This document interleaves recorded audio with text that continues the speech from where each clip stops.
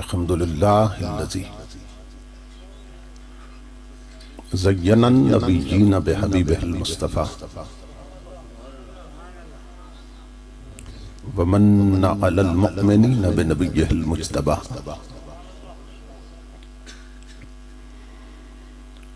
الصلاة والسلام على سيدنا ومولانا محمد خير البراء وعلى آله وأصحابه المتأدبين بالتقوى أما بعد فأعوذ بالله السميع العليم من الشيطان اللعين الرجيم بسم الله الرحمن الرحيم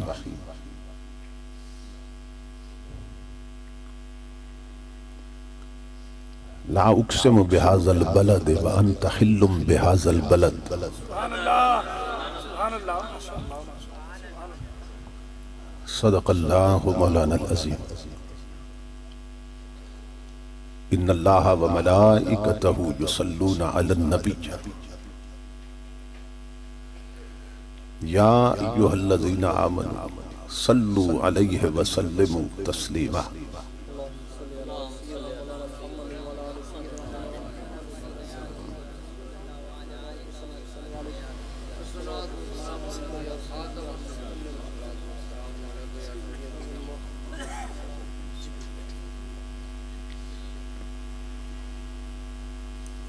لائق صد احترام محترم المقام استاذ الحفاظ حضرت مولانا حافظ محمد صدیق صاحب دامت برکاتہم العالیہ،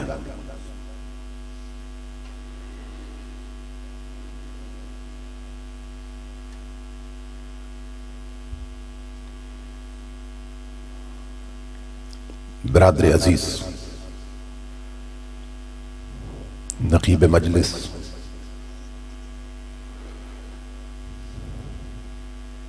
مخلصی فی اللہ،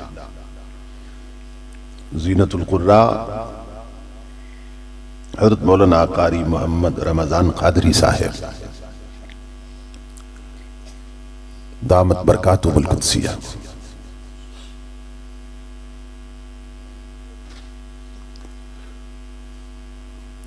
برادر عزیز خطیب اسلام حضرت مولانا شیر زمان صاحب حفظہ اللہ تعالی، دیگر معزز علماء کرام،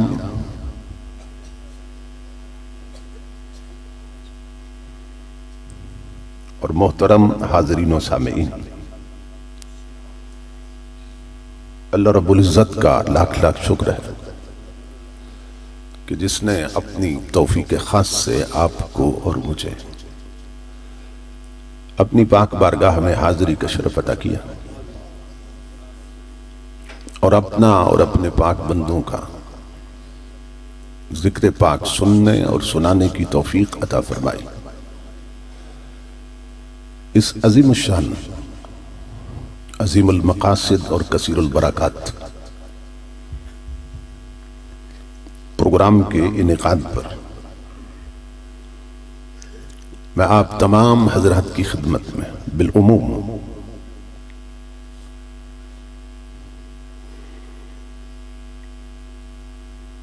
اور حاجی محمد دین کوہلر صاحب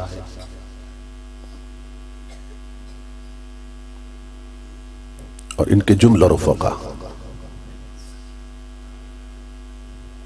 اور برادران اور معاونین کی خدمت میں بالخصوص دل کی اتھا گہرائیوں سے ہدیہ تبریک و تحسین پیش کرتا ہوں اور دعا کرتا ہوں کہ اللہ رب العزت دوستوں کی اس محنت کو اور ہم سب کی حاضری کو اپنی پاک بارگاہ میں قبول و منظور فرمائے، اور آج کی اس نشست کو ہماری اعتقادی، فکری اور عملی تربیت کے اعتبار سے نتیجہ خیز اور بامقصد بنائے۔ میں اپنے برادر عزیز محترم محمد آصف نقشبندی معصومی صاحب کا شکر گزار ہوں جن کی محبت بری دعوت پر تاریخ کا تعین ہوا اور میں اس پاکیزہ مجلس تک پہنچا ہوں۔ میں اپنے برادر عزیز محترم باسط خان صاحب آف میاں والی اور ان کے لخت جگر کے لیے بھی دعا گو ہوں کہ ہمیشہ کی طرح اس بار بھی ان کی محبت میرے شامل حال رہی۔ اللہ رب العزت ان تمام دوستوں کو دارین کی نعمتیں اور مسرت نصیب فرمائے۔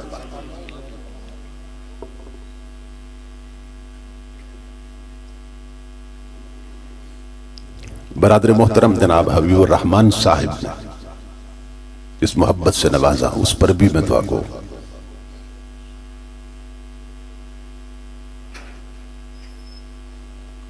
میرے ذمہ جو عنوان لگایا گیا وہ ہے نبی اکرم صلی اللہ تعالی علیہ وآلہ وسلم آل پاک اور حضور سیدنا صدیق اکبر رضی اللہ تعالی آپ کے فضائل اور آپ کے محامد۔ تو یہ ہماری خوش بختی ہے کہ آج ان دونوں عظیم شخصیات کی بارگاہ میں ہم سب کی حاضری لگنے والی۔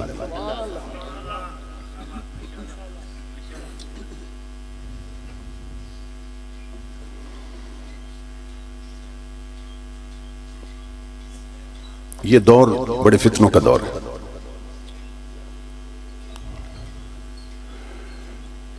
اسلام کے ہر پہلو پہ حملہ ہو رہا ہے اور بالخصوص عقائد اہل سنت کے حوالے سے،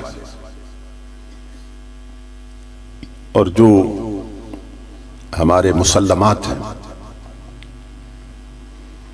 ان کے حوالے سے بھی عوام کے ذہن میں شکوک اور شبہات پیدا کیے جا رہے ہیں۔ بدقسمتی سے کچھ لوگ ہمارے سٹیجوں تک ایسے بھی پہنچ گئے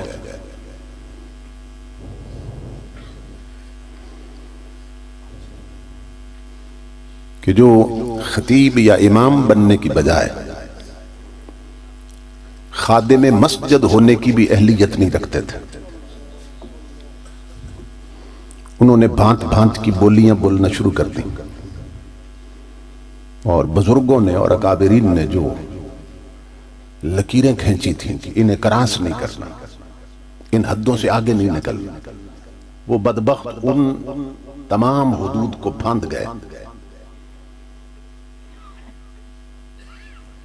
اور انہوں نے اپنی عاقبت خراب کر لی۔ اس لیے جو دین کا درد رکھتے ہیں اور سچے اور سچے سنی ہیں اور مسلک اور عقیدے میں کھڑے ہیں، یہ ان کی ذمہ داری ہے کہ اپنے مسلمات کو اچھی طرح سمجھیں اور ایسا سمجھیں کہ پھر آگے سمجھا بھی سکیں، چراغ سے چراغ جلے تاکہ لوگوں کے دین، ایمان اور عقیدے کو لٹنے سے بچایا جا سکے۔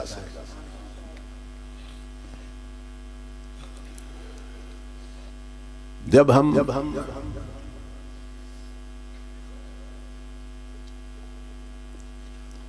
اصحاب رسول کا لفظ بولتے ہیں اس کے ساتھ ہی پھر اہل رسول کا لفظ بھی بولتے ہیں۔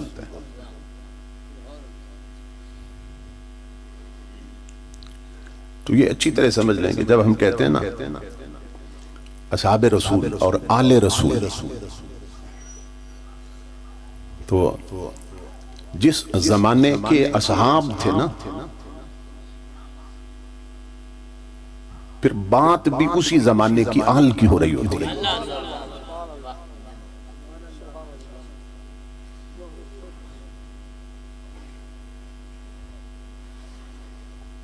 یہ نہیں ہے کہ ادھر تو اصحاب کی بات ہو اور ادھر آج کے کسی گھوڑے شاہ کی بات ہو یا گامے شاہ کی بات ہو. نہیں، جب ہم اصحاب رسول کی ترکیب بولتے ہیں، یہ الفاظ بولتے ہیں، جب اس کے ساتھ ہی آل رسول کے الفاظ بولتے ہیں تو یہ سمجھ لیں کہ جس زمانے کے اصحاب تھے، جس زمانے میں اصحاب تھے،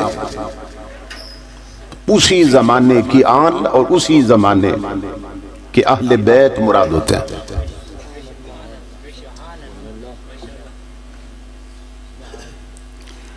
آل اور اصحاب،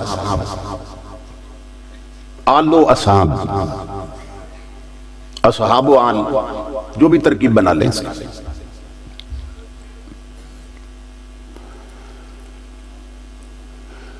تو پہلی بات تو یہ ہے، یہ صرف ہم سمجھانے کے لیے یہ تقسیم کر دیتے ہیں کہ یہ حضور کی آل بھی ہے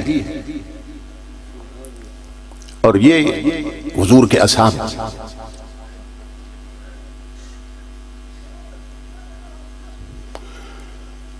اب مجھے بتائیں آپ کہ نبی اکرم صلی اللہ تعالیٰ علیہ وآلہ وسلم کی جو ظاہری حیات پاک تھی، جس وقت حضور اس دنیاوی زندگی کے ساتھ زمین پر موجود تھے، اس وقت نبی اکرم صلی اللہ تعالیٰ علیہ وآلہ وسلم خاندان کا، حضور کی فیملی کا جتنا بھی کوئی قریبی ہو حضور کے، حضور کے خاندان کا، حضور کی برادری کا، حضور کی فیملی کا جتنا بھی کوئی قریبی ہو حضور کے، اگر حضور کا کلمہ نہ پڑھتا تو آل ہو سکتا تھا؟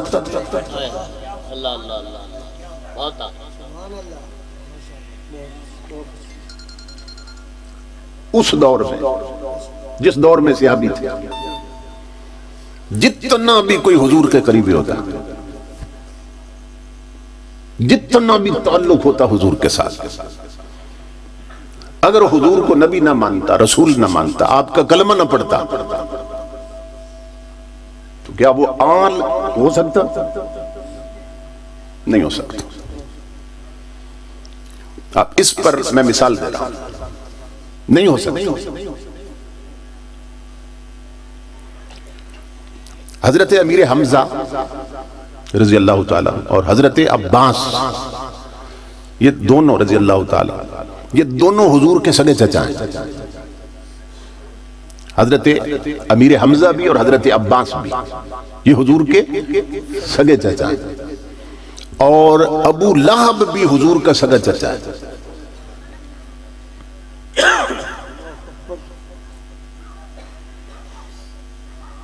لیکن 15 صدیوں سے پوری امت حضور کے یہ جو دو سگے چچا ہیں، حضرت امیر حمزہ اور حضرت عباس، انہیں آل مانتی ہے. سگا چچا ابو لہب بھی ہے حضور کا، لیکن پوری امت 15 صدیوں پہ محیط اسے آل نہیں مانتی. اور مجھے یہ بتائیے کہ رشتے میں، آپ کے میرے رشتے میں، چچا زیادہ قریب ہوتا ہے یا چچا کا بیٹا زیادہ قریب ہوتا ہے؟ چچا زیادہ قریب ہوتا ہے، کیونکہ چچا کا بیٹا تو چچا کی وجہ سے قریب ہوتا ہے کہ چچا کا بیٹا ہے. تو یہ اتنا گہرا رشتہ ہے. باپ کا بھائی چچا ہوتا ہے. تو دو سگے چچا ہیں حضور کے، وہ حضور کی آل ہے، وہ حضور کی اہل بیت. ایک سگا چچا حضور کی اہل بیت نہیں ہے، وہ بھی سگا چچا ہے، یہ بھی سگے چچا ہے. تو امام الانبیاء کے غلام، یہ شریعت ہے، یہاں دھن دونس اور دھاندلی نہیں چلتی. یہ کملی والے کی شریعت، یہ کسی بگڑے ہوئے شاہ کی طبیعت نہیں ہے۔ بہت اچھے کیا بات ہے۔ تو بتایا یہ جا رہا ہے، بتایا جا رہا ہے امام الانبیاء کے غلام مقدر خاندان سے نہیں بنتا، مقدر ایمان سے بنتا ہے۔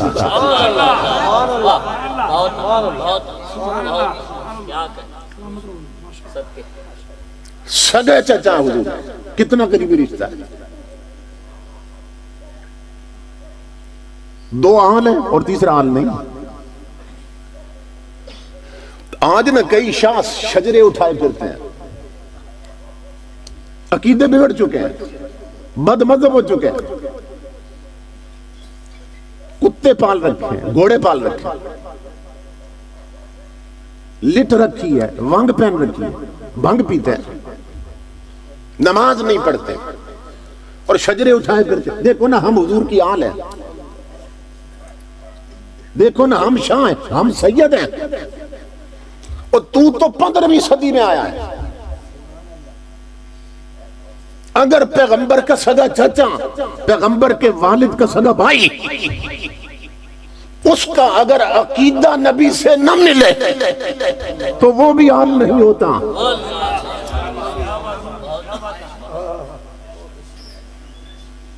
تو 15ویں صدی میں کس شجرے کو اٹھائے پھرتا اگر تیرا عقیدہ رسول سے نہیں ملتا، اگر تیرا مسلک رسول سے نہیں ملتا، اگر تیرے نظریات حضور سے نہیں ملتے، تو سگا چچا بھی امام الانبیاء کے غلام وہ حضور کی آل نہ بن سکا، کیونکہ یہ اسلام ہے، یہ شریعت ہے۔ تو جو ہی حضور کے خاندان کا کوئی بندہ حضور کا کلمہ پڑھ لیتا، اس دور میں جب کلمہ پڑھ لیتا تو پھر آل بنتا۔ جیسے ان دو سگے چچوں نے کلمہ پڑھا تو حضور کی آل ہو گئے، حالانکہ چچا تھے مگر آل نہ بن سکے جب تک کلمہ نہ پڑھا۔ وہ سگا چچا ہے، آل نہ بن سکا کیونکہ کلمہ نہیں پڑھا۔ یہ بات سمجھ رہے ہیں آپ؟ تو امام الانبیاء کے غلاموں، اب میں جو نقطہ سمجھانا چاہتا ہوں، جو ہی کسی نے کلمہ پڑھا آل بنا، کلمے کے بغیر آل نہیں تھا، بے شک سگا چچا تھا۔ تو نتیجہ کیا نکلا؟ نتیجہ یہ نکلا کہ حضور کے دور میں جتنا بھی کوئی قریبی ہو رشتے میں حضور کے، تو جب تک کلمہ پڑھ کے پہلے صحابی رسول نہ بنے آل رسول بن ہی نہیں سکتا ہے۔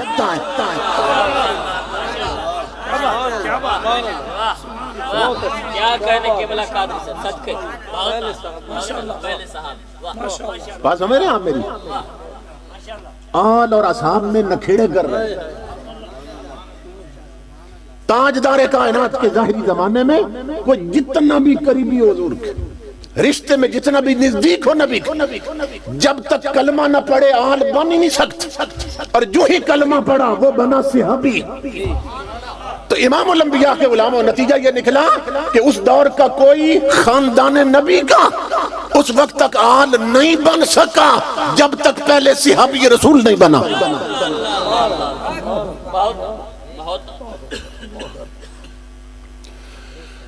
امام الانبیاء کے غلام، تو بتایا جا رہا ہے کہ یہاں خاندان قیمتی نہیں ہے، یہاں ایمان قیمتی ہے،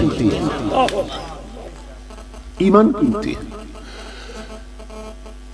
یہ سگا چچا ہے حضور کا، ابو لہب جہنم میں جل رہا ہے۔ قرآن کی ایک پوری سورت اس کی مذمت میں اتری ہوئی ہے، ایک پوری سورت مذمت میں اتری۔ تبت یدا ابی لہب و تب، او ابو لہب تیرے دونوں ہاتھ ٹوٹ جائیں۔ سگا چچا ہے، جہنم میں جل رہا ہے، کیونکہ عقیدہ نہیں ملتا رسول کے ساتھ۔ نسب ملتا ہے، عقیدہ نہیں ملتا رسول کے ساتھ۔ ادھر بتاؤ امام الانبیاء کے غلاموں، وہ جو حبشہ سے بلال آیا تھا اس کی حضور سے کیا رشتہ داری تھی؟ کوئی رشتہ تھا حضور کے ساتھ خاندانی؟ وہ حبشہ کا بلال جسے دنیا حبشی کہتی، بلال حبشی کہتی، اور حبشی عربی میں مسلی کو کہتے ہیں، کالے رنگ والے جنہیں پست ذات معاشرے میں تصور کیا جاتا ہے۔ ادھر سگا چچا ہے، ایمان نہیں، جہنم میں جل رہا ہے۔ ادھر حبشہ کا مسلی ہے، اور امام الانبیاء معراج سے واپس آئے نا، فرمایا بلال میرے سینے لگ جاؤ، ماتھا چوما حضور نے، فرمایا بلال او حبشہ کے مسلی انی سمیت دفع نالیک فی الجنہ، میں ابھی معراج پر گیا تھا رات، اور میں جنت میں چل رہا تھا نا، تو اپنے آگے آگے میں تیری جوتیوں کی چاپ سن رہا تھا۔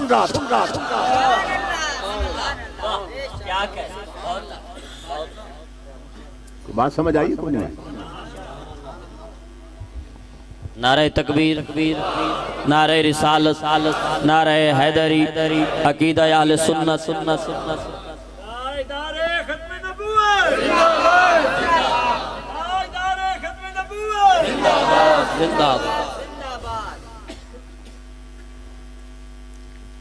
تو پتہ کیا چلا کہ کوئی حیثیت اور کوئی قیمت اگر بنتی ہے نا تو ایمان سے بنتی ہے۔ حضرت بلال کی کیا رشتہ داری ہوتی، لیکن یہ ہے کہ امام الانبیاء فرماتے ہیں میں جنت میں بھی اپنے آگے آگے تیری جوتیوں کی چاپ سن رہا ہوں۔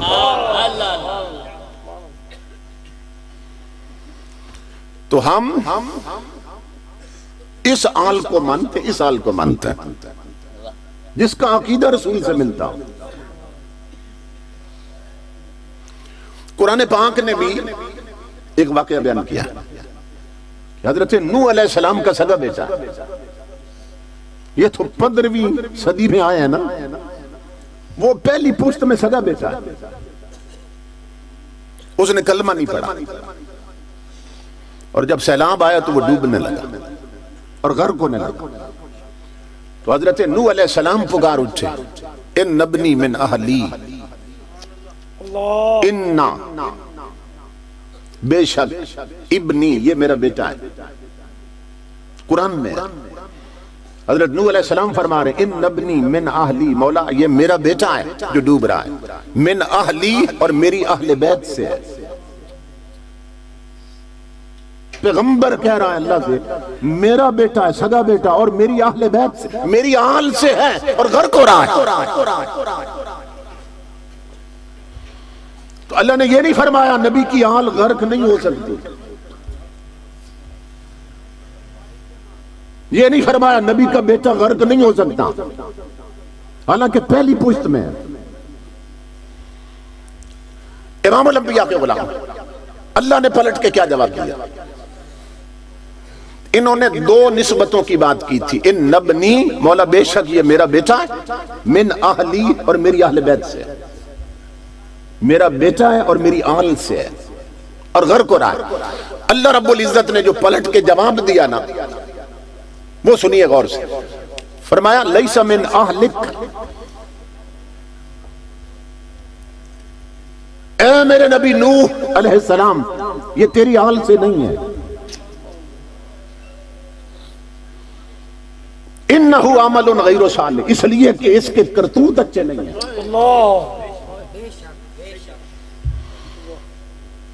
تیری آل سے نہیں ہے، کیوں؟ اس کے کرتوت اچھے نہیں ہیں۔ انہوں نے دو چیزیں بیان کی تھی، مولا میرا بیٹا ہے اور میری آل سے ہے۔ اللہ رب العزت نے جب پلٹ کے جواب دیا نا تو یہ نہیں کہا کہ تیرا بیٹا نہیں ہے،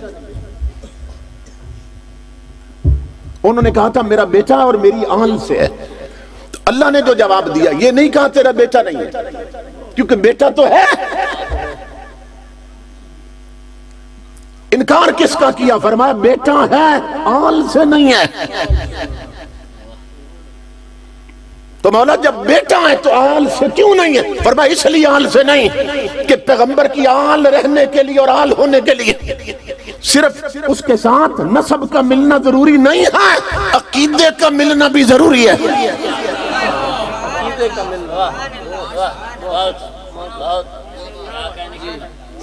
سمجھ رہے؟ یہ باتیں اگر آپ پلے باندھ لینا، امام الانبیاء کے علماء کوئی مائی کا لال آپ کے ذہن میں وسوسہ بھی پیدا نہیں کر سکے۔ تقریر تو میں نے کرنی ہے، سمجھنی تو آپ نے، میں کوشش تو کر رہا ہوں کہ آپ کو سمجھا جائے۔ سمجھ رہے؟ اللہ رب العزت نے فرمایا کہ تیری آل سے نہیں ہے، عمل انہ عمل غیر صالح۔ کیوں؟ اس لیے اس کے کرتوت اچھے نہیں ہیں۔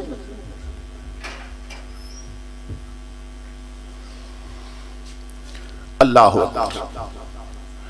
تو یہ پہلی پشت کا بیٹا ہے اور عقیدہ نہیں ملا نبی کے ساتھ، آل سے خارج ہو گیا۔ تو یہ جو 15ویں صدی میں بیٹے بنے پھرتے ہیں اور عقیدہ نہیں ملتا رسول کے ساتھ، یہ آل کیسے رہ سکتے ہیں؟ اس لیے اسی شاہ کا ادب کرو جس کا عقیدہ رسول سے ملتا ہے، اسی سید کی تعظیم کرو جس کا عقیدہ رسول سے ملتا ہے۔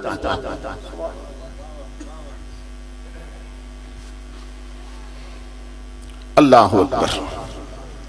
اب بات یہاں تک سمجھ گئے نا آپ؟ اب امام الانبیاء کے غلاموں، اب سوال یہ پیدا ہوا کہ نبی کا عقیدہ کیا ہے؟ کیونکہ عقیدہ رسول سے ملے تو تب ایمان ثابت ہوگا، اور ایمان ثابت ہوگا تو تب آل ثابت ہوگی۔ ایمان کے بغیر آل ثابت نہیں ہو سکتی۔ اب سوال یہ پیدا ہوا کہ نبی کا عقیدہ کیا ہے، کہ جو ملنا ضروری ہے۔ عقیدہ کیا ہے نبی کا؟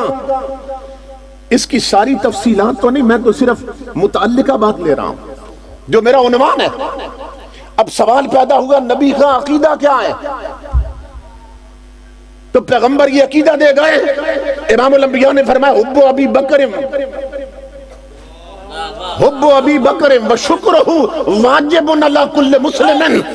فرمایا یہ جو میرا ابو بکر صدیق ہے نا، اس کی محبت بھی سارے مسلمانوں پہ واجب ہے، اس کا شکر بھی مسلمانوں پہ واجب ہے۔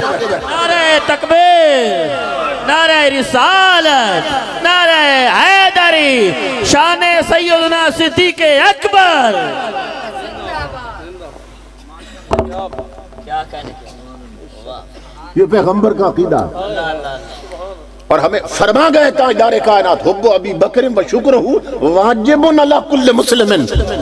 یہ جو میرا ابو بکر ہے، یہ جو میرا صدیق ہے، اس کی محبت بھی ہر مومن پر واجب ہے، اور اس کا شکر بھی ہر مومن پہ واجب ہے۔ علی کل مسلم، ہر مسلمان پر حضور نے فرمایا۔ تو پتہ چلا جس کے سینے میں ابو بکر کی محبت نہیں وہ مسلمان ہی نہیں، اور جو صدیق اکبر کا شکر گزار نہیں وہ مومن ہی نہیں۔ کیونکہ امام الانبیاء فرما گئے کہ واجب ہے اس کی محبت بھی اور اس کا شکر بھی ہر میرے امتی پر، ہر مسلمان اور مومن پر۔ یہ حضور کا عقیدہ ہے۔ امام الانبیاء کا عقیدہ کیا ہے؟ اصحابی کلہم عدول۔ فرمایا میرے کسی صحابی پر بھی منہ نہ کھولنا، ان میں ظالم کوئی بھی نہیں، سب عدل والے۔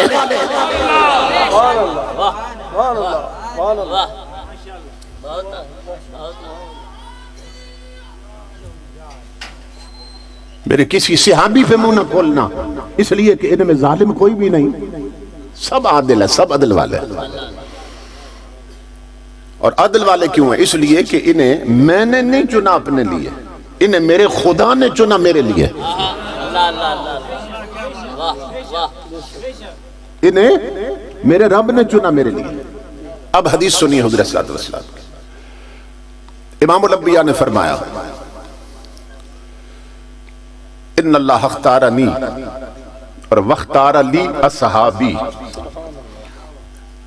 پوری کائنات میں سے حضور فرماتے ہیں اللہ نے اپنے لیے مجھے چنا، اللہ اللہ اپنا حبیب بنانے کے لیے پوری کائنات میں سے اللہ نے مجھے چنا، اور پھر جو باقی کائنات بچ گئی تھی نا اس میں سے حضور فرماتے ہیں اس باقی بچی ہوئی کائنات میں سے اللہ رب العزت نے میرے لیے میرے صحابی چنے۔ یہ یاد رکھیے کہ دو قسم کی ذوات قدسیات ہیں، دو خوش نصیب طبقات ہیں کہ جن کا چناؤ بندے نہیں کرتے، اللہ کرتا ہے۔ جنہیں بندے نہیں چنتے، جنہیں خدا چنتا ہے۔ دو قسم کے لوگ، نمبر ایک نبوت کے لیے اللہ چنتا ہے کہ نبوت کا تاج کس کے سر پہ رکھنا ہے، رسالت کس کو دینی ہے، نبیوں اور رسولوں کو اللہ چنتا ہے۔ یہ قرآن میں اللہ رب العزت نے فرمایا واللہ اعلم، اللہ اعلم حیث یجعل رسالتہ، فرمایا اللہ بہتر جانتا ہے کس کے سر پہ نبوت کی پگڑی باندھ دی، کس کے سر پہ رسالت کا تاج رکھنا۔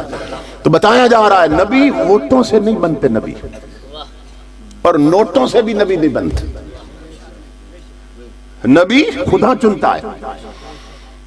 اللہ فرما رہے ہیں قرآن میں، تو امام الانبیاء نے فرمایا جس طرح نبی اور رسول خدا چنتا ہے اسی طرح میرے صحابیوں کو بھی خدا چنتا ہے۔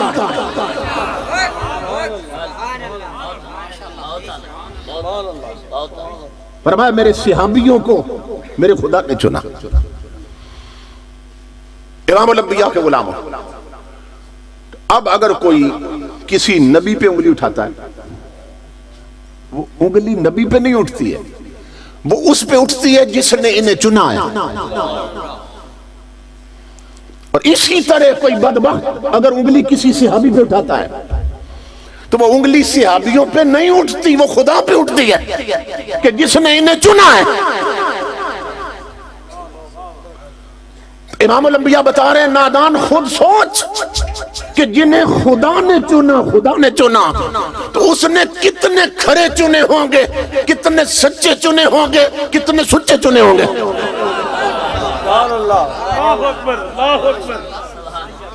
جنہیں خدا نے چنا میرے تو اس نے کتنے کھرے چنے ہوں گے، اور کتنے سچے اور کتنے سچے چنے ہوں گے۔ اللہ اللہ، تو بتاؤں کہ کتنے کھرے چنے تھے، کتنے سچے چنے تھے، کیونکہ آج بات ایک کی کرنی ہے۔ اب میں صرف ایک کی بات شروع کرنے لگا تو سمجھ تو آ گئی آپ کہ سارے چنے ہوئے تھے۔ ان کا بلال بھی چنا ہوا تھا، ان کے صدیق اکبر بھی چنے ہوئے تھے، ان کے حضرت امیر معاویہ بھی چنے ہوئے تھے، ان کے مغیرہ بن شعبہ بھی چنے ہوئے تھے، ان کے عمر بن عاص بھی چنے ہوئے تھے، ان کے ابو موسیٰ اشعری بھی چنے ہوئے تھے۔ اور جو ان چنے ہوئوں کو بھونکے وہ بھونکنے والوں میں بھی چنا ہوا ہے۔ اللہ اکبر، اللہ اکبر، اللہ اکبر، اللہ اکبر۔ سمجھ رہے ہیں؟ یہ چنے ہوئے ہیں جنہیں خدا نے چنا، تو خدا نے کتنے کھرے چنے ہوں گے، اور کتنے خالص چنے ہوں گے، اور کتنے اعلیٰ چنے ہوں گے، اور کتنے سچے اور کتنے سچے چنے ہوں گے میرے خدا نے۔ اب چنے ہوں میں سے ایک کی بات بتاتا ہوں، یعنی جو ان چنے ہوں میں سے بھی چنا ہوا تھا۔ سمجھ رہے کہ جس کا نام نہ لو، صرف کسی مومن کے سامنے کہہ دو نبیوں اور رسولوں کے بعد سب سے افضل، تو ہر مومن سمجھ جاتا ہے یہ بات صدیق اکبر کی کر رہا ہے۔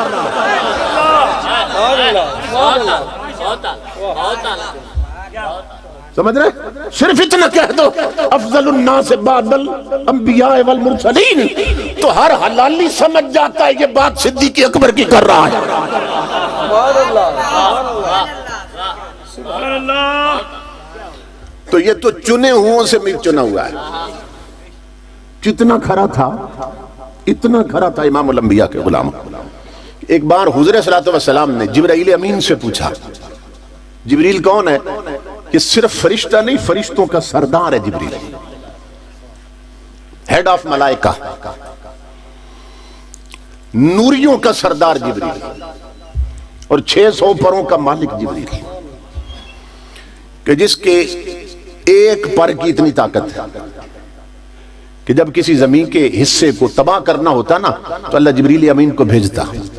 تو وہ کیا کرتے کہ وہ پورا ٹکڑا زمین کا اپنے 600 پروں میں سے ایک پر کے کونے پر اٹھا لیتے تھے اور آسمان کے قریب لے جاتے اور الٹ دیتے. پوری زمین جن کے ایک پر کے کونے پر اٹھ جاتی. اتنی طاقتوں کا مالک جبریل, اور پھر ہر نبی کا صحابی جبریل, کیونکہ ہر پیغمبر پر وہی یہی لاتے تھے. اور پھر توریت, انجیل, زبور اور قرآن کا حافظ اور قاری جبریل, اور نوریوں کا سردار جبریل. تو امام الانبیاء نے پوچھ لیا, جبریل تو ہے نوری اور نوریوں کا سردار ہے, اگر اللہ رب العزت تجھے بشر بنانا چاہے تو بتا تو کون سا بشر بننا پسند کرے گا؟ اللہ اکبر, نعرہ رسالت, نعرہ رسالت.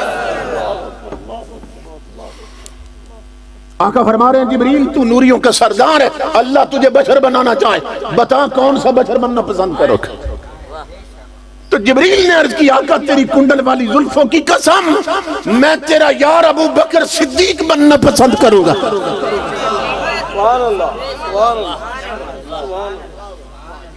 کیونکہ میں دیکھتا رہتا ہوں کہ جس مجلس میں ابو بکر بیٹھے ہوں نگاہ مصطفیٰ چہرہ صدیق سے ہٹتی نہیں ہے.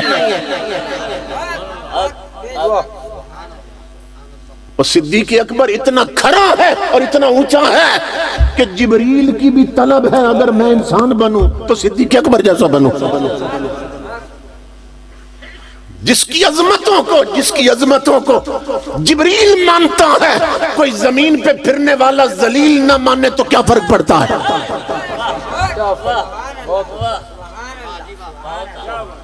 نعرہ تکبیر, نعرہ رسالت, نعرہ حیدری.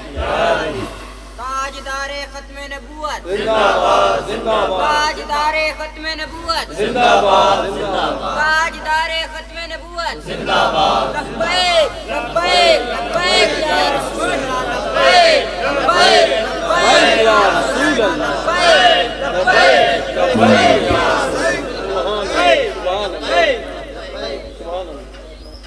تو یہ حادثاتی طور پر ساتھ نہیں مل گئے تھے جیسے بعد بدبختوں اور جہنمیوں نے لکھ دیا.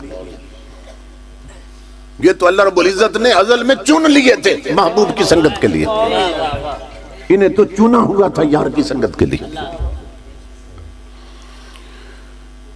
امام الانبیاء کے غلام حضور صلی اللہ علیہ وسلم کے ایک صحابی ہیں حضرت جبیر بن مطعم. یہ بیان کرتے ہیں, حضور کے صحابی بیان کرنا ہے. یہ تاجر تھے, تجارت کرتے تھے اور بزنس ٹور میں تجارتی سفر یہ ملک شام اور یمن دور دور جایا کرتے تھے. تو یہ خود بیان کرتے ہیں کہ حضور صلی اللہ علیہ وسلم نے اعلان نبوت فرما دیا تھا مکہ میں. حضور اعلان کر چکے تھے میں اللہ کا نبی ہوں, لیکن میں نے ابھی حضور کا کلمہ نہیں پڑھا تھا. تو میں جس ملک میں جا رہا تھا نا تجارت کے لیے, تو چونکہ عام خبر پہنچ چکی تھی کہ مکہ میں ایک ہستی ہیں جنہوں نے نبی ہونے کا اعلان کیا, تو وہ لوگ میرا انتظار کر رہے تھے. چونکہ ہر سال میں جاتا تھا, وہ جانتے تھے وہ مکے سے آتا ہے اور مکے میں ہی وہ ہستی ہے جس نے اعلان نبوت کیا. تو وہ میرے انتظار میں تھے کہ وہ آئے گا تو پوچھیں گے وہ کون ہیں, کس قبیلے سے ہیں, وہ کیسے ہیں, ساری ڈیٹیلز اور تفصیلات پوچھیں. تو میں جب وہاں پہنچا تو میں حیران ہوا کہ وہ جیسے میرے ہی انتظار کر رہے تھے. ان سب نے مجھے گھیرے میں لے لیا اور مجھے پوچھنے لگے, کہنے لگے ہم تیرا ہی انتظار کر رہے تھے اور ہمیں خبر پہنچی ہے کہ مکہ میں کوئی ہستی اٹھی ہے جس نے نبی ہونے کا اعلان کیا.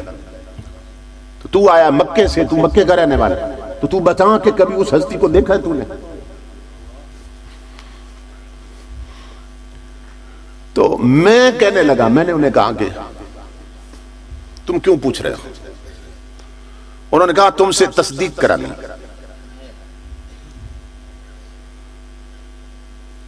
تم نے کبھی دیکھا ہے؟ میں نے کہا ہاں شاید دیکھا ہوگا کہیں، ایک ہی شہر میں تو رہتے ہیں۔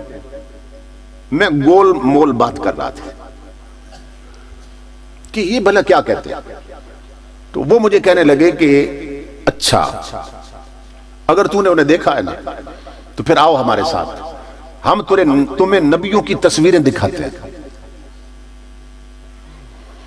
تو تم ان تصویروں میں دیکھنا کہ جس نے دعویٰ کیا ہے مکے میں کہ وہ نبی ہیں، تو کیا ان کی تصویر بھی ہے؟ کیونکہ ہمارے پاس نبیوں کی تصویریں ہیں۔ کہتے میں بڑا حیران ہوا، میں نے کہا چلو مجھے لے چلو۔ وہ ایک بہت بڑا کمرہ تھا، اس میں لے گئے، تو کمرے کی دیواروں پر نا تصویریں بنی ہوئی تھی۔ انہوں نے کہا یہ ہمارے بڑے بتا کے گئے، کئی صدیوں سے یہ تصویریں آ رہی ہیں، ہمارے بڑے بتا کے گئے یہ سب جو نبی ہوں گے ان کی تصویریں۔ تو تم دیکھو کہ کوئی تصویر، کوئی صورت ملتی ہے اس کے ساتھ؟ وہ کہتے ہیں میں نے غور سے دیکھا تو میں نے کہا نہیں، ان میں سے کوئی تصویر ان کے ساتھ نہیں ملتی۔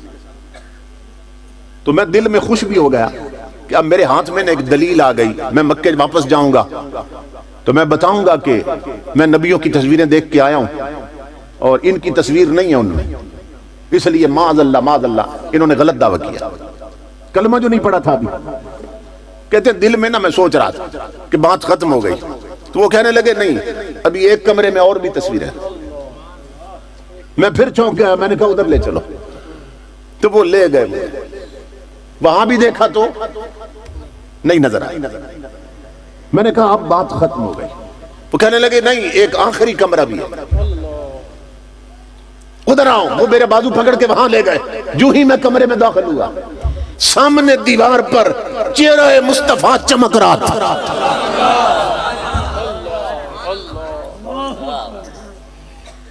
میں نے سب تصویریں دیکھی، جب حضور کی تصویر پر نظر ٹھہر گئی، انہوں نے کہا یہ کیا دیکھ رہا ہے؟ میں نے کہا یہ جو تصویر ہے نا، یہ تصویر یہ ان سے ملتی ہے، جو ہی میرے منہ سے نکلا ان سے ملتی ہے۔ تو اللہ کی عزت کی قسم وہ سارے پکار اٹھے، وہ کہنے لگے ہمیں بھی ہمارے بڑے یہی بتا کے گئے کہ یہ جو ہستی ہے اسی کے سر پہ ختم نبوت کا تاج رکھا جائے گا۔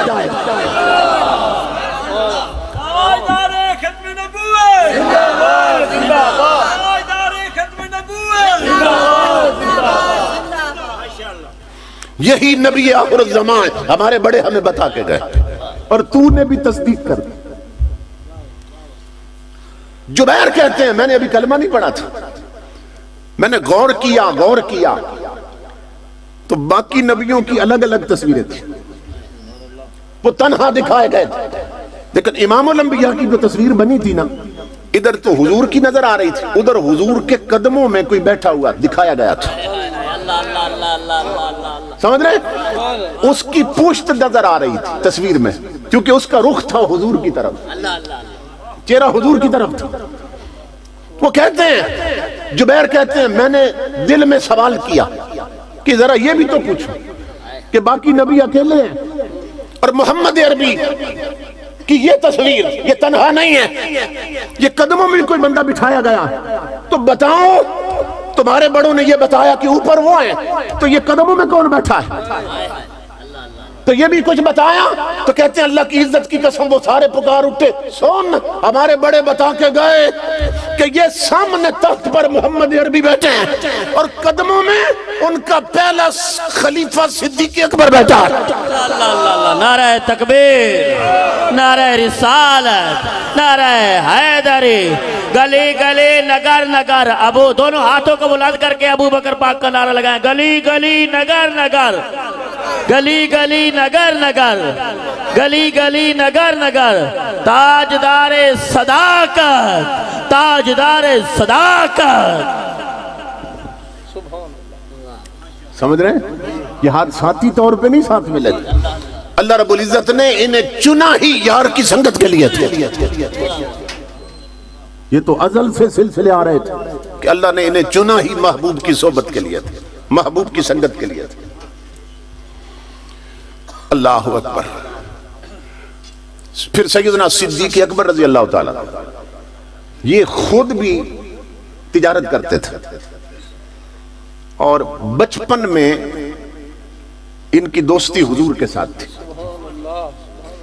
اور آپ جانتے ہیں کہ ایک بچے کی دوستی ہر بچے سے نہیں ہوتی ہے۔ شادیوں پہ جب بچے اکٹھے ہوتے ہیں نا تو کئیوں کے بیلی بن جاتے ہیں، یار بن جاتے ہیں۔ تو آپ اگر غور کریں بھئی اس بچے کو اس بچے سے محبت ہوئی، دوسروں سے کیوں نہیں ہوئی، آپ اس نتیجے پہ پہنچیں گے کہ ان دونوں کی طبیعت ملتی ہے آپس میں، سمجھ رہے ہیں؟ ان کی دونوں کی عادتیں ملتی ہیں، طبیعت ملتی ہے، اس لیے ان کی یاری لگ گئی۔ تو تاریخ میں تلاش کرو کہ بچپن میں کملی والے کا یار کون تھا۔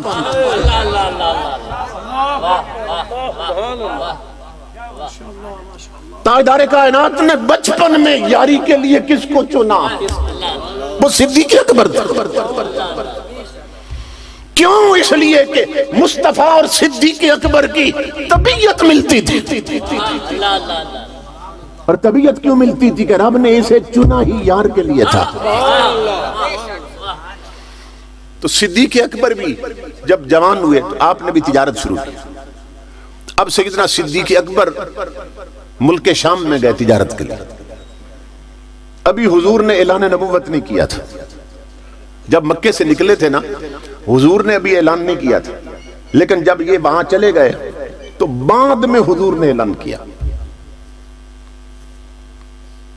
اس وقت جب حضور نے اعلان کیا تھا پہلی بار تو صدیق اکبر مکے میں نہیں تھے، آپ تجارت کے لیے گئے ملک شام میں۔ اب وہاں کیا ہوا؟ ادھر حضور اعلان کر چکے ہیں، ادھر صدیق اکبر ملک شام میں رات کو جب سوئے نا تو خواب دیکھ رہے ہیں۔ خواب یہ دیکھتے ہیں کہ 14ویں کا چاند چمک رہا ہے آسمانوں میں، اور اچانک اس نے آسمان چھوڑ دیے اور چاند صدیق اکبر کی جھولی میں اترا۔ تو زندگی میں پہلی بار یہ خواب دیکھا تھا کہ 14ویں کا چاند میری جھولی میں اترا ہے۔ جب آنکھ کھلی نا تو بڑے حیران ہیں، اور جو ہی صبح ہوئی تو لوگوں سے پوچھا کہ یہاں کوئی معبر رہتا ہے، تعبیر بتانے والا، خوابوں کی تعبیریں بتانے والا؟ انہوں نے کہا ایک ایسا بندہ رہتا ہے کہ جو بالکل 100% ٹھیک بتا دیتا ہے، بڑا ماہر آدمی۔ آپ نے فرمایا مجھے لے چلو اس کے پاس۔ آپ اس کے پاس گئے، آپ نے فرمایا میں نے خواب دیکھی، اس کی تعبیر پوچھنے آیا ہوں۔ وہ کہنے لگا کیا خواب دیکھی؟ آپ نے فرمایا میں نے رات کو خواب میں دیکھا ہے 14ویں کا چاند آسمان پہ چمک رہا تھا، اچانک آسمان چھوڑ کے میری جھولی میں آ گیا۔ جب اس نے خواب سنی وہ چونک اٹھا، وہ سب سے پہلے فوراً پوچھنے لگا من انت، او خواب دیکھنے والے، تعبیر بعد میں بتاتا ہوں، پہلے بتا تو کون ہے؟ من انت، تو کون ہے؟ فرمایا انا ابو بکر۔ پھر اس نے کہا من این انت، تو کہاں سے آیا ہے؟ فرمایا من مکہ، مکہ سے آیا ہوں۔ وہ اٹھ کھڑا ہوگا، صدیق اکبر کے کاندھے پہ ہاتھ رکھا، کہنے لگا سنو خواب دیکھنے والے،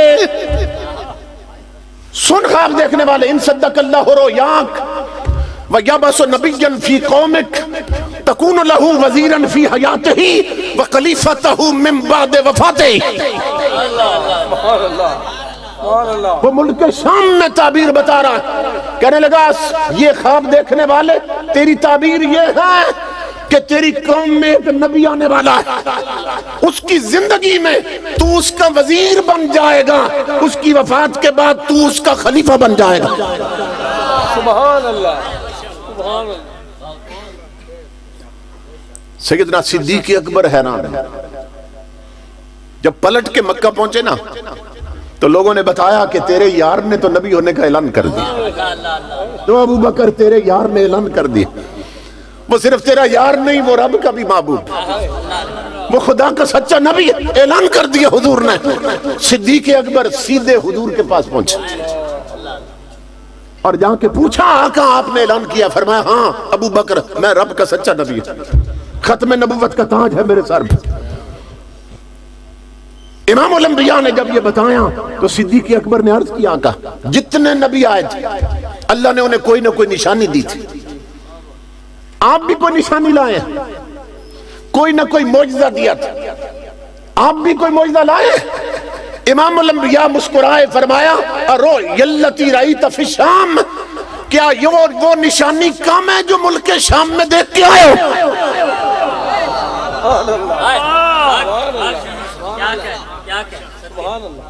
کیا وہ نشانی اور معجزہ کم ہے جو ملک شام میں دیکھا؟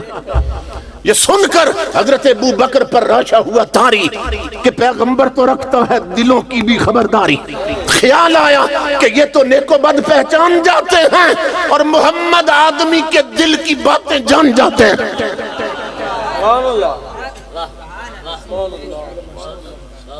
سمجھ رہے ہیں؟ تو امام الانبیاء کے غلاموں انہیں اللہ رب العزت نے چنا ہی محبوب کی سنگت کے لیے تھے۔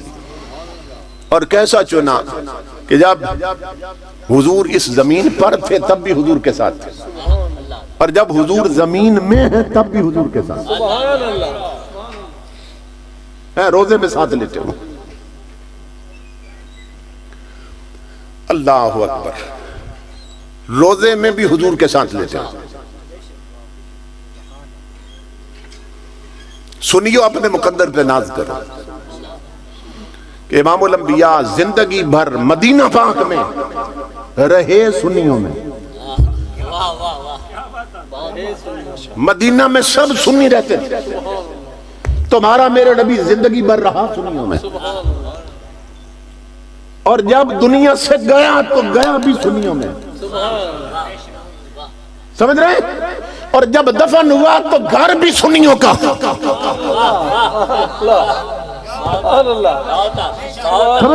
وہ دفن ہوا تو گھر بھی سنیوں کا، اور ساتھ لیٹے بھی دونوں سنی ہیں۔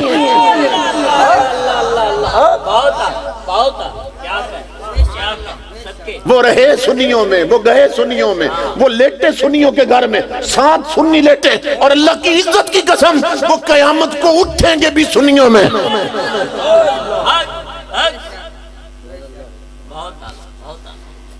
یہ حضور نے خود بتایا میں اٹھوں گا بھی سنیوں میں۔ مسجد نبوی بھری تھی، امام الانبیاء مسجد میں تشریف لائے، دائیں طرف سجے پاس صدیق اکبر تھے اور کھبے پاسے فاروق اعظم تھے، دونوں کے ہاتھ پکڑے، حضور مسجد میں آئے تو صحابہ دیکھ کے نا مچل گئے، سینے ٹھنڈے ہو گئے کہ 14ویں کا چاند ستاروں کے ساتھ طلوع ہوا۔ امام الانبیاء نے دیکھا کہ خوش ہو گئے انہیں دیکھ، تو آقا نے فرمایا میرے غلاموں اس منظر کو یاد رکھنا، تم پھر بھی دیکھو گے۔ آقا کب؟ اب حضور کی حدیث سنیے، کب؟ فرمایا ہاں قضا نبعث یوم القیامت، فرمایا جس طرح میں اس وقت مسجد میں آیا ہوں میں میدان قیامت میں بھی اسی طرح آؤں گا، کہ میرے دائیں میرا ابو بکر ہوگا اور بائیں میرا فاروق ہوگا۔ قیامت کا کیسا منظر ہوگا؟ سب سے پہلے حضور قبر سے نکلیں گے، اور دوسری حدیث میں حضور خود خبر دے رہے ہیں، فرمایا ان اول من تنشق عنہ القبر ثم ابو بکر ثم عمر۔ آقا فرماتے ہیں قیامت آئے گی تو سب سے پہلے اپنی قبر سے میں نکلوں گا، پھر میرا صدیق نکلے گا، پھر فاروق نکلے گا، اور یہ میرے ساتھ ہوں گے میدان قیامت، اور بعد میں پھر دنیا اٹھنا شروع ہو جائے گی قبروں سے۔ تو اللہ نے منظر کیسا بنایا ہوگا قیامت، سمجھ رہے ہیں؟ سب اٹھ رہے ہوں گے قبروں سے اور دونوں یار ساتھ کھڑے حضور کے، منظر اللہ نے کیسا بنایا کہ ساتھ ابو بکر و عمر کھڑے اور قیامت قائم اور کملی والے درمیان میں، اور منظر یہ بنے گا کہ انہیں دیکھ کر دشمن جل رہا ہوگا، عاشق مچل رہے ہوں گے،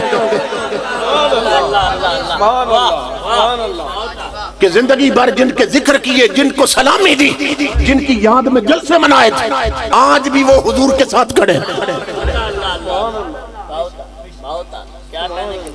تو تاجدار کائنات نے انہیں اپنے روزے میں ساتھ سلایا ہوا ہے، اس لیے حضرت شاہ نصیر نے فرمایا تھا نام آنے سے ابو بکر و عمر کا لب پر تو بگڑتا ہے وہ پہلو میں سلائے ہوئے ہیں.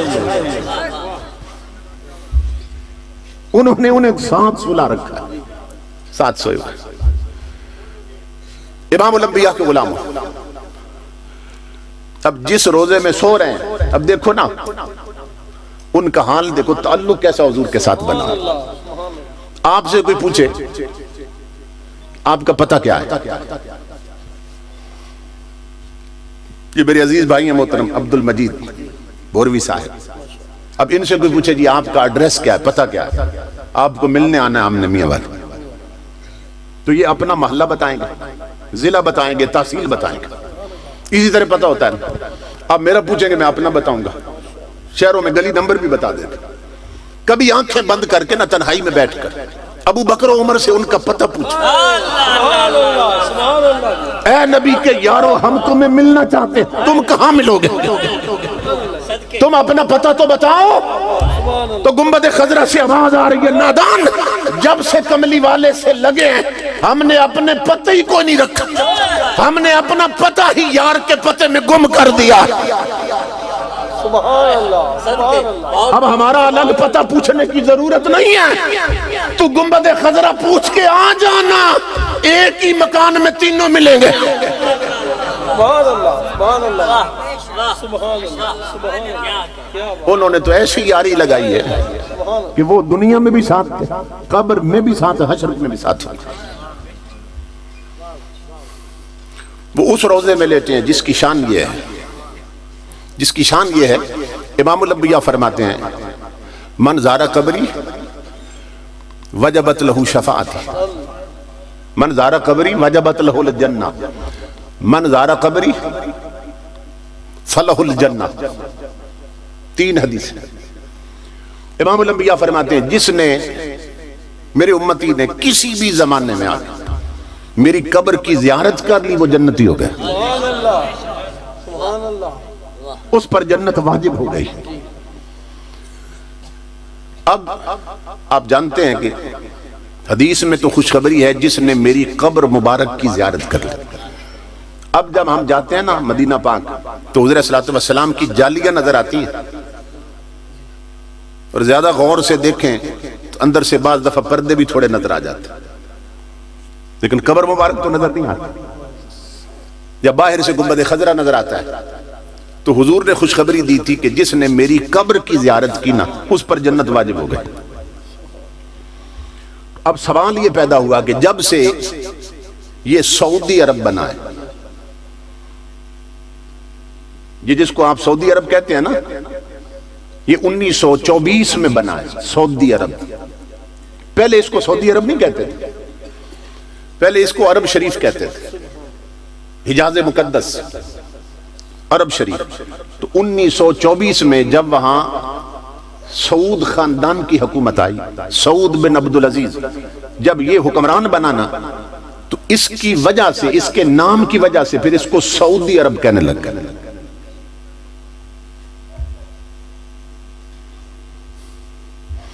ہم حضور غوث اعظم کی 11ویں پہ غوث اعظم کا نام لینا تو کہتے ہیں حرام ہو گئی.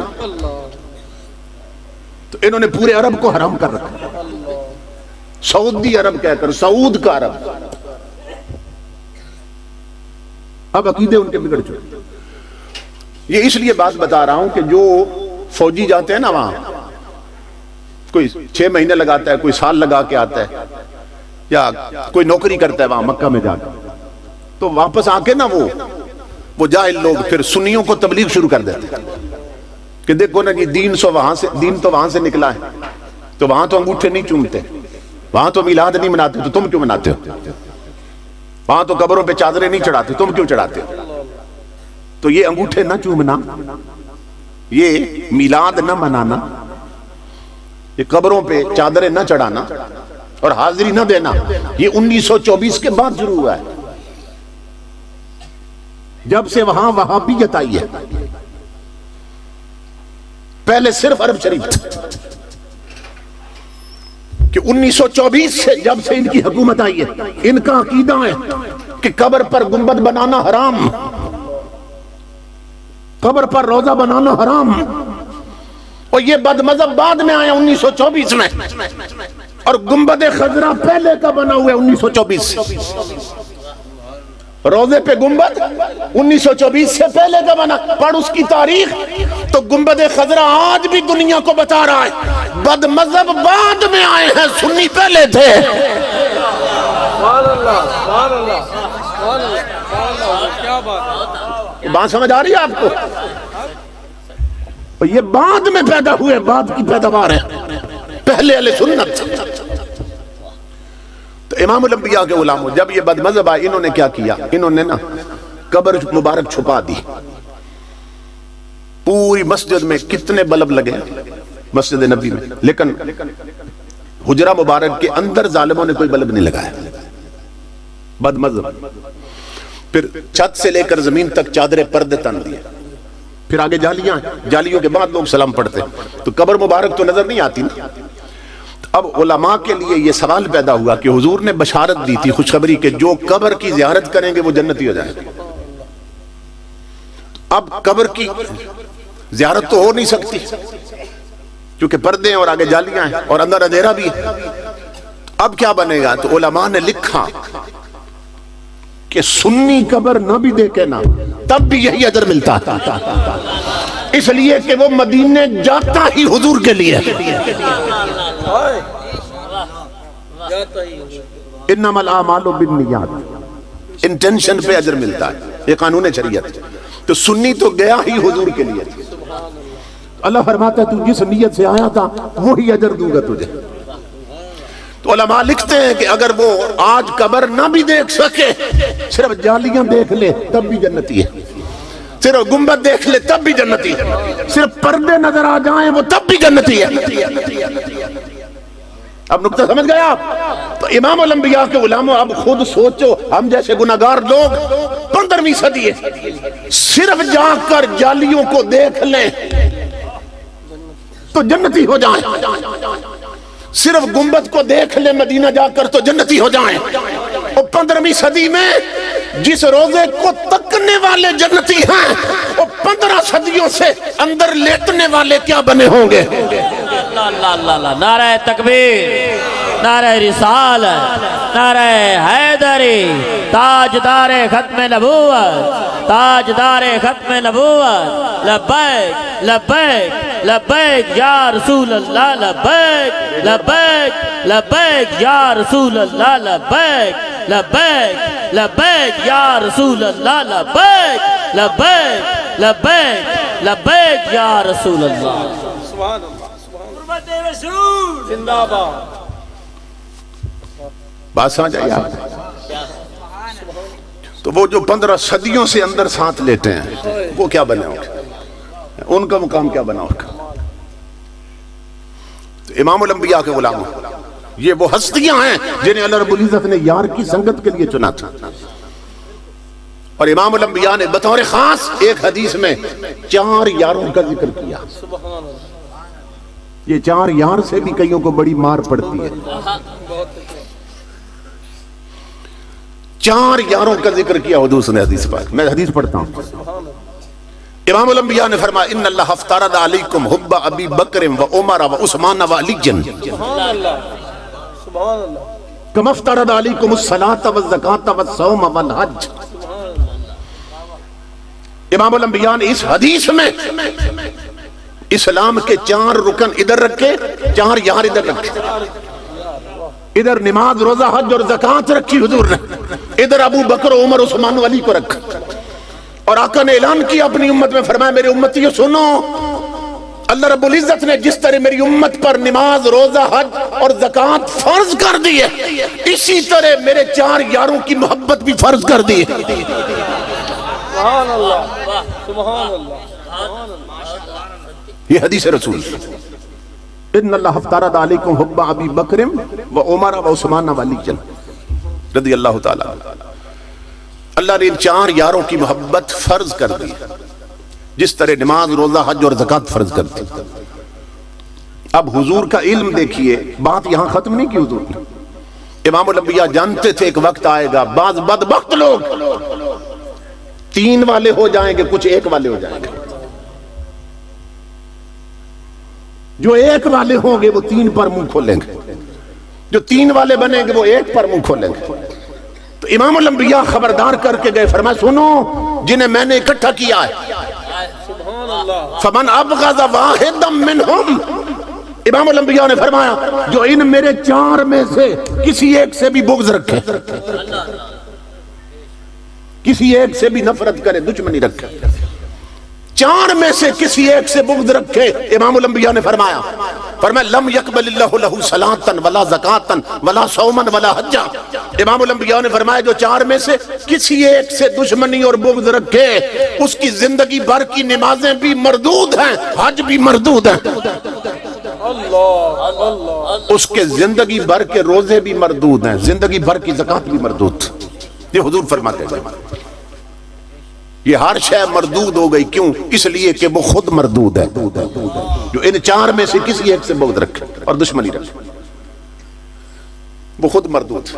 تو امام الانبیاء بتا گئے میرے ان یاروں کو جن کو چنا اللہ نے میرے لیے اور اکٹھا کیا میرے لیے، ان میں سے کبھی جدا کر کے کسی ایک سے محبت نہ کرنا، کرنی ہے تو سب سے کرنا۔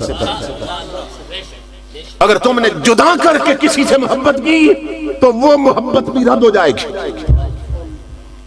اسی لیے ہم اہل سنت پوری دنیا میں یہ اعلان کر رہے ہیں اور پیغام دے رہے ہیں کہ ہم نبی کے باغ کے سرو و سمن سے پیار کرتے ہیں، ہم نبی کے باغ کے سرو و سمن سے پیار کرتے ہیں، ہم ایک گل سے نہیں پورے چمن سے پیار کرتے ہیں۔ ہم تاجدار کائنات کے اصحاب کے بھی قربان جائیں، ہم امام الانبیاء کی آل کے بھی قربان جائیں۔ یہی سنیت ہے اور یہی مسلمانیت اور یہی ایمانیت۔ اللہ رب العزت اسی عقیدے پہ ہمیں زندہ رکھے، اسی پہ موت آئے اور اسی عقیدے میں ہمارا حشر۔ میں اپنے محترم بھائیوں کا بہت زیادہ شکر گزار ہوں، محترم محمد آصف معصومی صاحب کہ جن کی وجہ سے میں یہاں پہنچا ہوں۔ اللہ رب العزت آپ تمام دوستوں کو جنہوں نے تعاون کیا، سرپرستی کی، دارین کی نعمتیں اور برکتیں اور عزتیں عطا فرمائے۔ میرے محترم بھائی حضرت علامہ قاری محمد رمضان صاحب، مجھے یہاں سٹیج پہ معلوم ہوا کہ حضرت کے جوان سال بیٹے محمد قاسم مرحوم وہ فوت ہوئے، تو حضرت نے اپنے بیٹے کے ایصال ثواب کے لیے ایک ایسا طریقہ جاری کیا کہ جو لائق صد تحسین بھی ہے اور ہم سب کے لیے قابل تقلید بھی ہے، کہ اسلامی کتاب، مسائل کی کتابیں، اسلامی تعلیمات کی کتابیں، مرد اور عورت کی نماز میں حدیثوں میں جو فرق آیا اور اس پر مسائل اور اس پر دلائل، اور یہ جو اسلامی مسائل کی کتاب جامع نمیہ کی لکھی ہوئی، اتنی جاندار کتابیں کہ جو ہر گھر کی ضرورت ہے، ہر مومن کی ضرورت ہے، ہر مرد کی ضرورت، ہر عورت کی ضرورت اور ہر بچے کی ضرورت۔ اپنے لخت جگر کے ایصال ثواب کے لیے انہوں نے اتنی قیمتی کتابیں تحفے کے طور پہ یہاں رکھی ہیں کہ وہ جو شناختی کارڈ کی کاپی آپ نے دی ہے وہ قرآن اندازی ہوگی تو خوش نصیب لوگ پائیں گے، تو ضرور یہ جو ہے اس کو مطالعہ کریں۔ اگر خود نہیں پڑھنی آپ نے، ایسا نہ ہو آپ کے گھر کی الماری میں پڑی رہے، جو پڑھ سکتا ہو اس کو دے دیں تو وہ آپ کو بھی ثواب ملے گا، انہیں بھی ملے گا، ان کے بیٹے کو بھی۔ اللہ رب العزت اس کی قبر پہ کروڑوں رحمت نازل فرمائے۔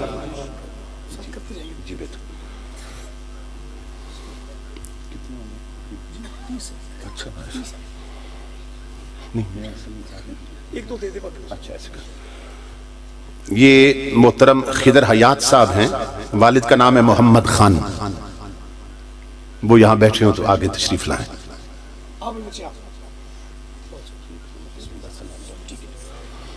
یہ محمد سعید صاحب ہیں اور والد کا نام ہے غلام حبیب صاحب، محمد سعید والد غلام حبیب صاحب۔ یہ محترم ذاکر حسین صاحب ہیں،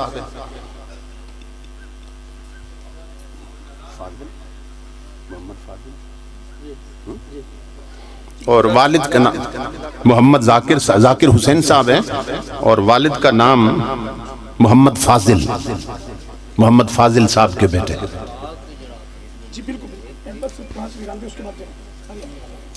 یہ یوسف صاحب ہیں اور والد کا نام ہے محمد فراق. وہ بھی ہوں تو آگے تشریف لائیں.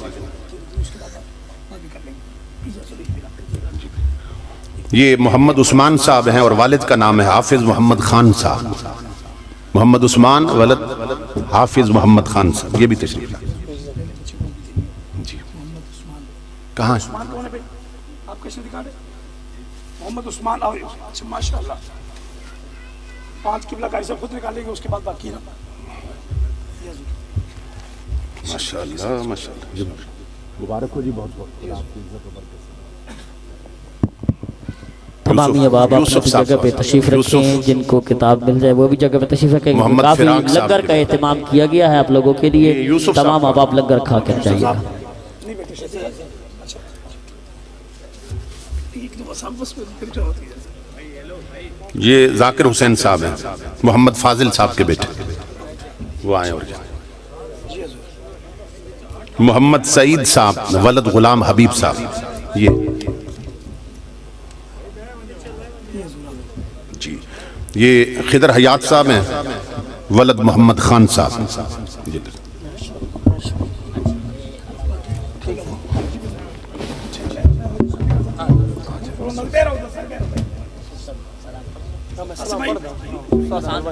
ایسے بھائی